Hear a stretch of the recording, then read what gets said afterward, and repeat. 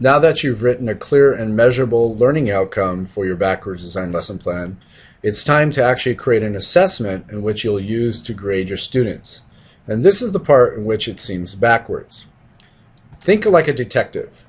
You are trying to get evidence of that action that you've decided that your students should show.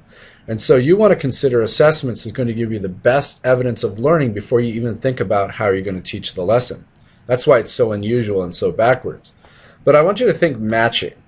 You should match that action verb with the assessment. And if the assessment chosen doesn't match your action verb, then the score grade you give your students doesn't reflect the learning you intended, so you might as well come up with anything. And another way to think about it is photo album.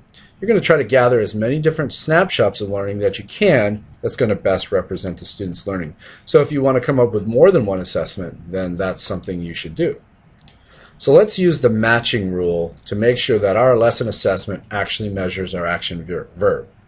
And so, for example, if we want our third grade students to explain how an author uses reasons and evidence to support particular points in a text, then we would want to make sure that the assessment measures or matches what you do when you explain.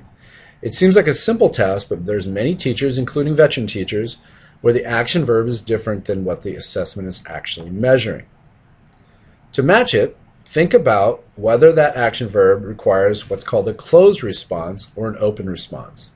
A closed response is when you have one possible answer, and another term we call this is selected response, which will require an answer key. So, for example, this might be a multiple choice test, a fill in the blank, etc. The other one is an open response, where you can have many possible answers, which is also called constructed response, and it requires a rubric as a scoring tool to organize all the possible criteria for the answer.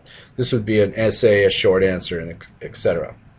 Then, does the action verb require speaking, writing, or doing? Because these are the only three actions a student can do to show understanding. So think of doing as building, creating, or performing. So if we want a student to build a car, paint a portrait, perform a dance, drive a car, sail a boat, then those are considered as doing. An action verb may require all three to get information of whether they learned it or not. So we can use the following table to help us match our assessment. So let's go back to Gary's Romeo and Juliet lesson. And the one we were thinking about was, if we talked about the very first one, identify, because we came up with 6 different levels down here.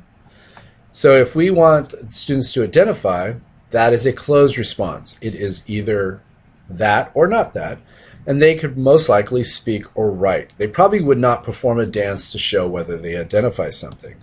And so a possible assessment for question and answer, which is also a closed and speaking type of thing. So if I ask a question, is that a roof? Then the students would answer yes. You could also do another possible assessment called fill in the blank or multiple choice, where it's closed and then you write in a single answer. And so if we look down below, we can ask ourselves, what does the student do? And then what is the best possible assessment match? And you'll notice that as you get to more and more deeper requirements of understanding to all the way to interpret, that the assessment becomes more and more open. And so we can go from fill in the blank to debate. And so if we want to measure, interpret a scene in Romeo and Juliet, then we want to have something in which the kids are speaking and writing, and that we have a scoring tool such as a rubric. This is why I was talking about it. Whatever action verb you choose determines what assessment you use and how you use it, which will change the whole lesson. So we'll scroll down here. And now we will need, since we're going to have an open answer for our particular one, we're going to need to create a rubric for all the open response action verbs, and so that'll be the next section.